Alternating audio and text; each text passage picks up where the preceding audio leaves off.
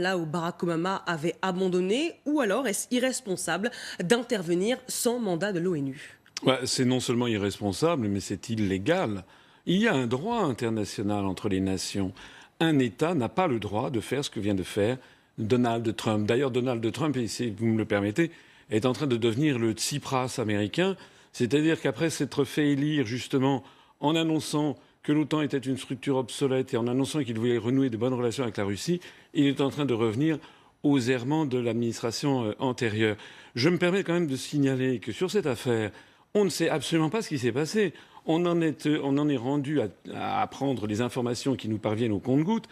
Mais enfin, on n'est quand même pas des poussins de la veille. Rappelez-vous comment la guerre en Irak a été déclenchée. Paraît-il que Saddam Hussein avait des armes de destruction massive.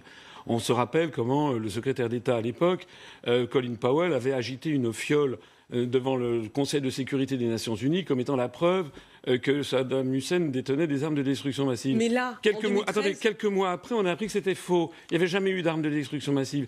Rappelez-vous ce qui s'est passé avec le massacre de la Ghouta. Je crois que c'était le 26 août 2013. Aussitôt, il y a eu un bombardement chimique. Aussitôt, ça avait été le régime de Bachar el-Assad qui avait été accusé. Maintenant, quand vous examinez 3 ans après ce qui s'est passé, ou 4 ans après, le mystère reste entier, mais il y a quand même eu un rapport du très prestigieux Massachusetts Institute of Technology, c'est-à-dire un des endroits les plus célèbres des États-Unis d'Amérique en matière de fiabilité des analyses, qui dit non, en fait, c'était pas Bachar el-Assad, c'était en fait les rebelles. Donc moi, là, je suis sidéré que l'on puisse, 24 heures après des événements, ou 48 heures, dire d'un seul coup, ben voilà, en fait, on recommence les scénarios antérieurs. Monsieur Trump n'a pas le droit, en termes internationaux, de faire ce qu'il a fait, et la France n'a pas le droit de suivre ça. Il y a un droit, il y a une charte à l'Organisation des Nations Unies. On va y revenir. En tout cas, c'est de l'argument avancé par la Russie, alliée de Bachar el-Assad. On écoute le ministre russe des Affaires étrangères. Il s'agit d'un acte d'agression sous un prétexte fallacieux. Toute la situation fait penser à l'année 2003, quand les États-Unis, la Grande-Bretagne, avec leurs alliés, ont fait irruption en Irak sans l'assentiment du Conseil de sécurité et en violation flagrante du droit international. Mais à l'époque, ils avaient au moins essayé de fournir des preuves. Cette fois-ci, on n'a même pas pris la peine de fournir des preuves. On s'est appuyé sur des photographies. On a une fois de plus spéculé sur des photos d'enfants.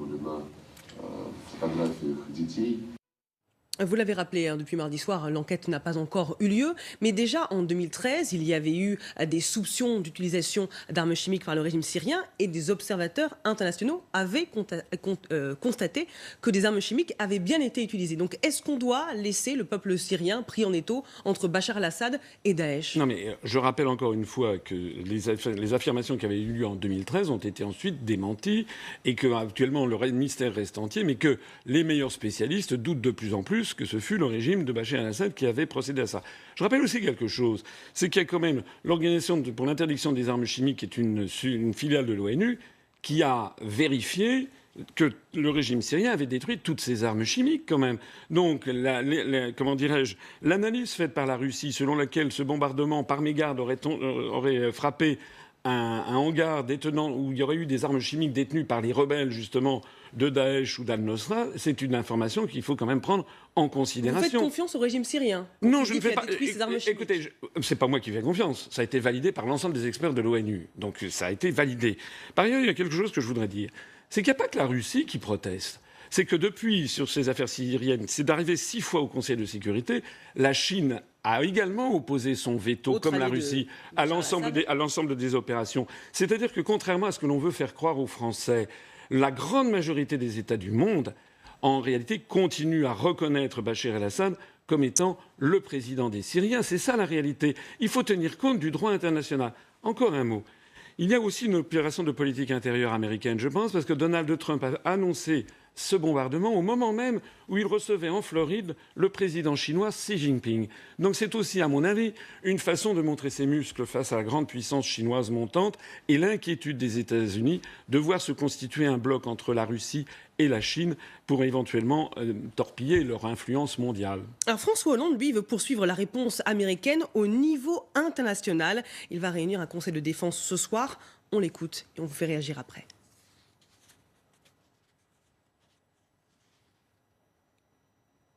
François Hollande qui désigne Bachar el-Assad comme le seul responsable des frappes américaines en Syrie. Il a d'ailleurs publié un communiqué commun avec Angela Merkel. On écoute le chef de l'État. Après nous avoir informés, les Américains ont décidé de frapper un certain nombre d'installations en Syrie. Je considère que cette opération était une réponse.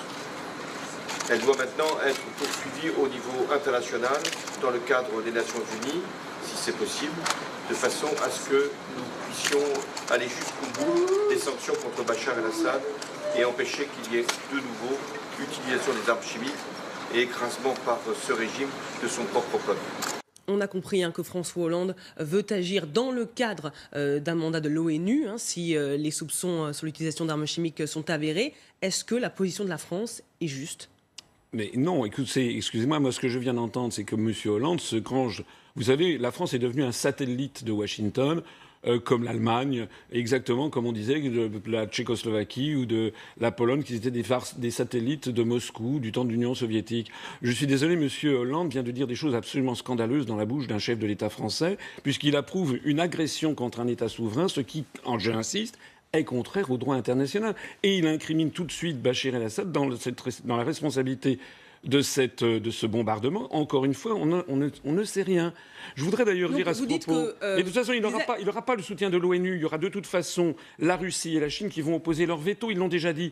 Donc de toute façon, M. Hollande parle pour ne rien dire. Il agite l'Organisation des Nations Unies, mais en fait, il est en faveur d'actions unilatérales dirigées par Washington. C'est ça la réalité. La France n'est plus une puissance souveraine qui mène, comme je souhaite, moi, à ce que devrait faire la France. C'est avoir la même position que la Chine, en définitive, qui est très prudente et qui dit on n'a pas le droit de faire ce que viennent de faire les États-Unis. Il faut une enquête indépendante de l'Organisation des Nations Unies. Pour l'instant, on ne sait pas ce qui s'est passé. Et de toute façon, un État n'a pas le droit de se faire justice soi-même. C'est comme un particulier. Un particulier en France n'a pas le droit de se faire justice soi-même. Si vous étiez élu président de la République, donc vous refuseriez d'intervenir en Syrie, même s'il y a des réfugiés massivement qui quittent leur pays parce qu'ils accusent Bachar el-Assad de gazer son peuple. Mais ça, c'est vous qui le dites. Il y en a certains... C'est les réfugiés syriens qui le disent. Oui, il y en a quelques-uns qui le disent. Mais enfin, la grande majorité des Syriens, semble-t-il, sont plutôt du côté de Bachar el-Assad.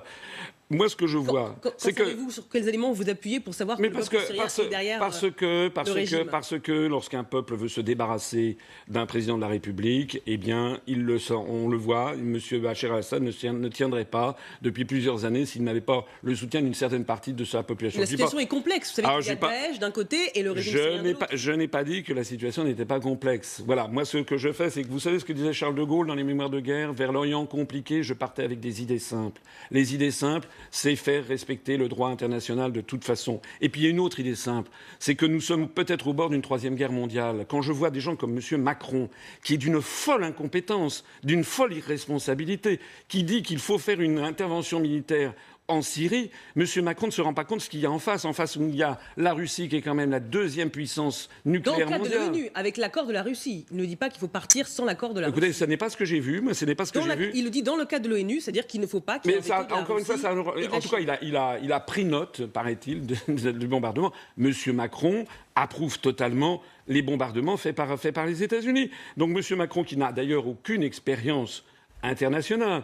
Et c'est quelqu'un qui a 38 ans, qui n'a pas d'expérience internationale. Il est là en train de dire aux Français, la fleur au fusil, on va aller intervenir sur une information qui est sortie d'un chapeau. D'ailleurs, il y a aussi autre chose que je voudrais dire.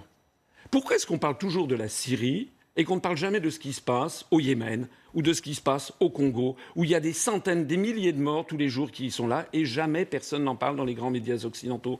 Ça veut donc dire qu'il y a des intérêts puissants derrière l'affaire syrienne, et que ces mêmes intérêts n'ont pas intérêt à ce que l'on parle de ce qui se passe à l'est du Congo ou au Yémen. Alors écoutez ces réactions politiques que vous évoquiez, Emmanuel Macron. Il y a évidemment ceux qui sont partagés, qui émettent des réserves sur l'action de Donald Trump sans concertation avec l'ONU, et ceux qui soutiennent le président américain. Il m'apparaît étonnant d'agir avant d'avoir le résultat d'une enquête internationale indépendante sur ce sujet. C'est vrai que la frappe américaine rentre quand même un peu en contradiction avec les engagements qu'avait pu prendre Donald Trump, hein, lorsqu'il a dit que les États-Unis n'avaient pas vocation à être le gendarme du monde et qu'il voulait rompre avec l'ingérence qui avait été de mise lors des dernières administrations américaines. Bon. Je prends note de l'intervention américaine et de cette réaction. Mon souhait pour ma part, c'est qu'il y ait véritablement une action coordonnée sur le plan international en représailles au régime de Bachar el-Assad et en tout cas aux crimes qui ont été commis. Écoutez, je ne sais pas si aujourd'hui il s'agit d'envoyer des militaires sur le terrain.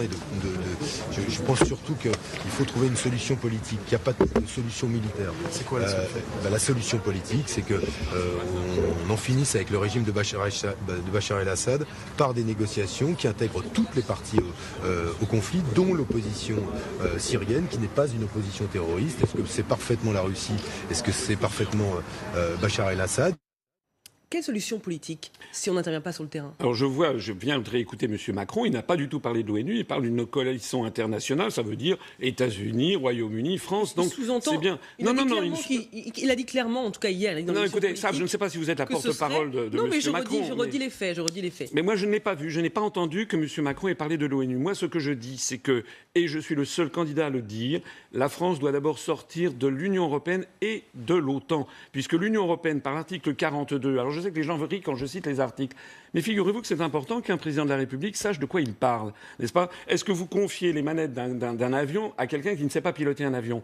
Moi, je sais de quoi je parle, j'ai une grande expérience au niveau international, j'ai été pendant plus de 2 ans au cabinet du ministre des Affaires étrangères.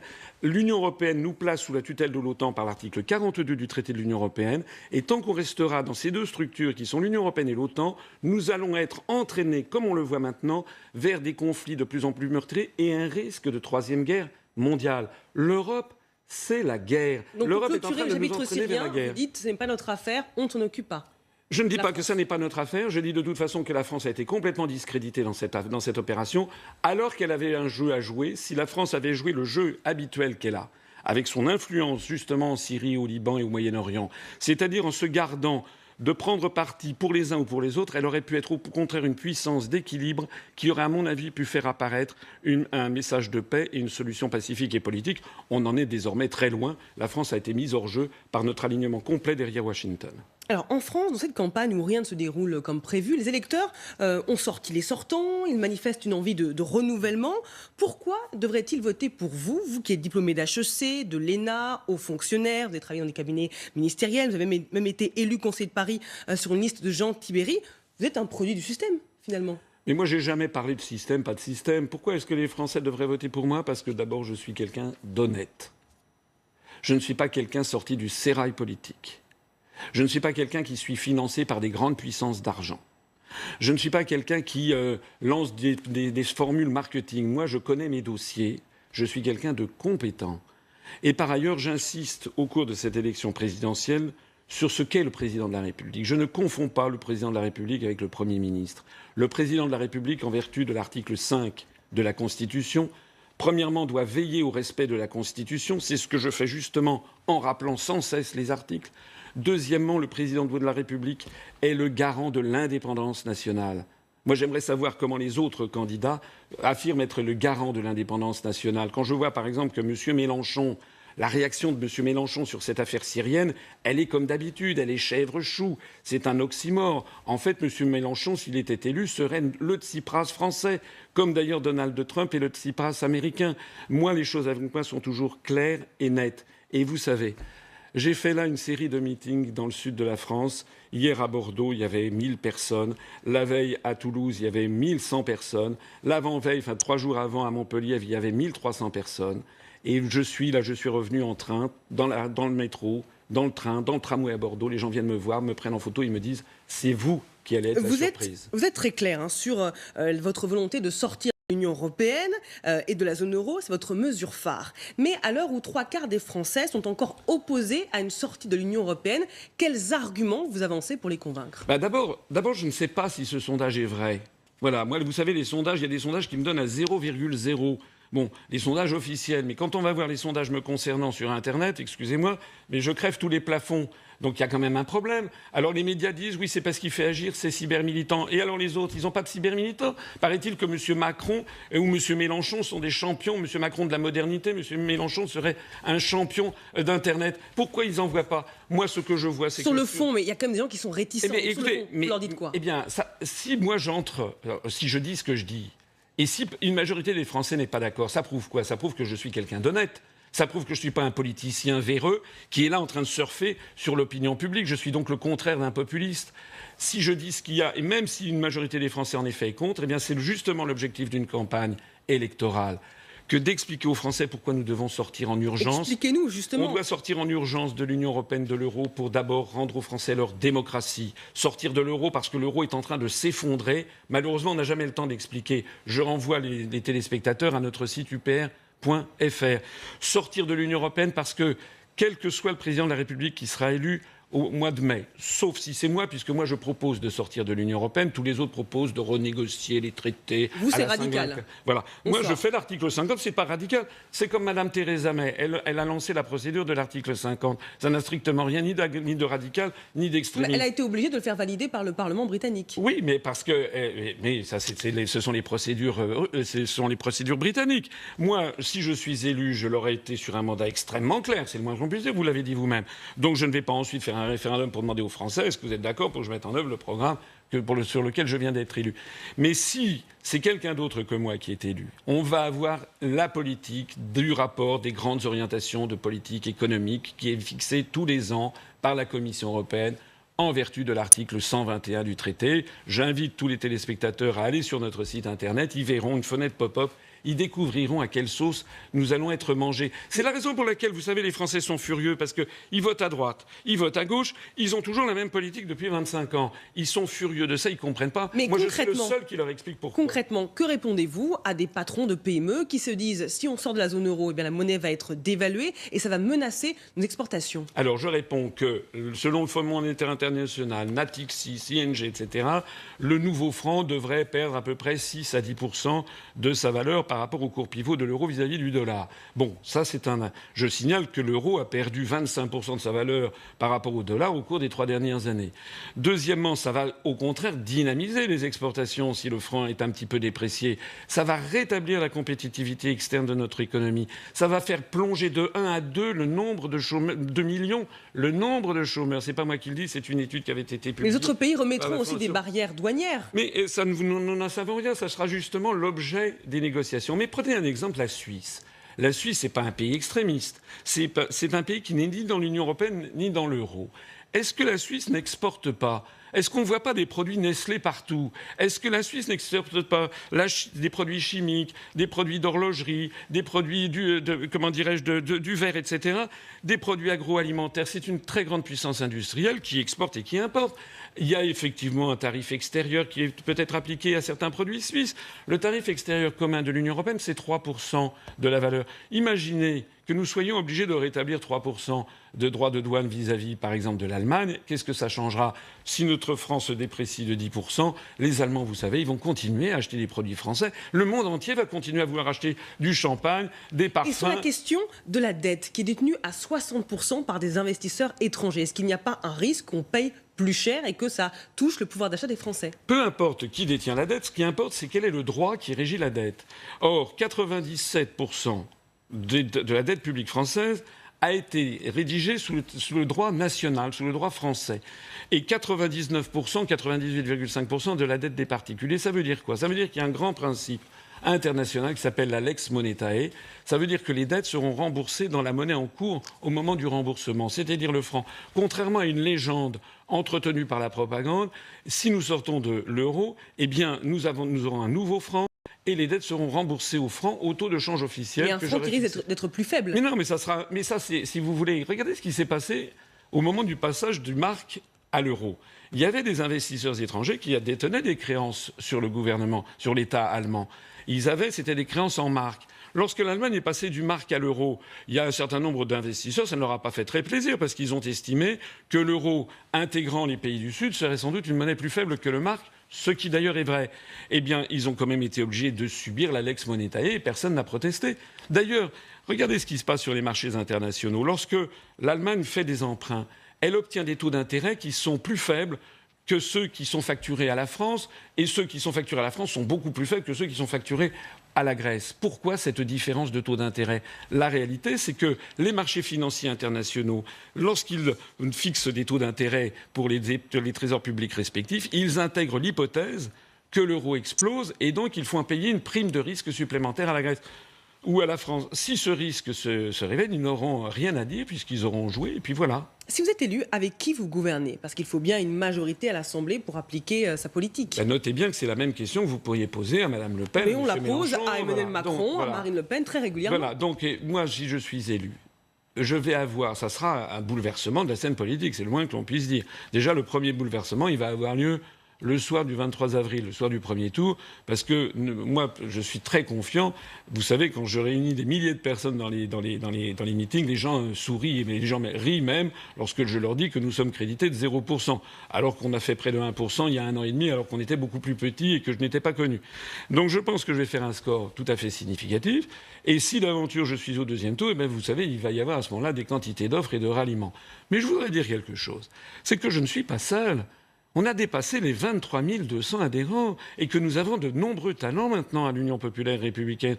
Par exemple, sur les questions monétaires, je cite souvent Vincent Brousseau, qui est quand même l'un des meilleurs experts mondiaux de l'euro. Il a travaillé 15 ans à la BCE et il a travaillé 6 ans au service de la politique monétaire. Nous avons à l'UPR des gens qui travaillent discrètement, bien entendu, des hauts fonctionnaires qui travaillent, qui sont au Quai d'Orsay, qui sont au ministère des Finances, qui sont dans différents ministères et qui discrètement me font passer des dossiers. Nous avons du monde à l'UPR. Alors, il y a une attaque que vous ne supportez pas, c'est celle de conspirationnistes. Vous êtes classé comme théoricien du complot par l'Observatoire du conspirationnisme et vous répondez, comme hier à Bordeaux, on a écouté votre meeting en préparant cette émission, et vous dites c'est un comble qu'on m'accuse d'être complotiste quand on voit François Fillon qui parle de cabinet noir ou quand on voit Emmanuel Macron qui accuse la Russie de vouloir le déstabiliser. Mais certaines de vos déclarations peuvent surprendre. On va écouter ce que vous disiez aux 20h de TF1. Voici votre collègue de BFM qui nous explique que le FBI a aidé des musulmans à commettre des attentats. C'est pas moi, c'est BFM. Moi, on me traite de complotiste. Mais en fait, moi, je cherche ça, c'est le journal Le Monde.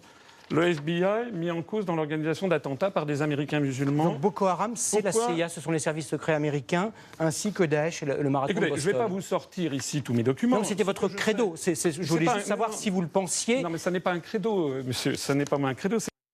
Est-ce que vous pensez que les États-Unis financent réellement Daesh? Mais encore une fois, je vais répéter exactement ce que je disais sur TF1. C'est pas un credo, ce sont des informations que vous donnez vous-même, que donnent vos collègues. C'est quand même ça extraordinaire. L'Observatoire de Conspiracy Watch, j'invite les téléspectateurs qui s'y intéressent à aller regarder qui est derrière. C'est la nébuleuse de Mme Caroline Fourest, etc., qui d'ailleurs a été interdite d'antenne pour ses mensonges avérés par M. Ruquier. Je ne l'ai pas inventé. Nous avons effectivement une petite structure qui est là pour balancer des fausses informations. Mais soyons sérieux, effectivement. M. Fillon a été traité de complotiste par M. Bayrou. M. Macron dit que en fait, c'est Vladimir Poutine qui manipule l'élection présidentielle en France. Qu'est-ce que c'est que cette histoire?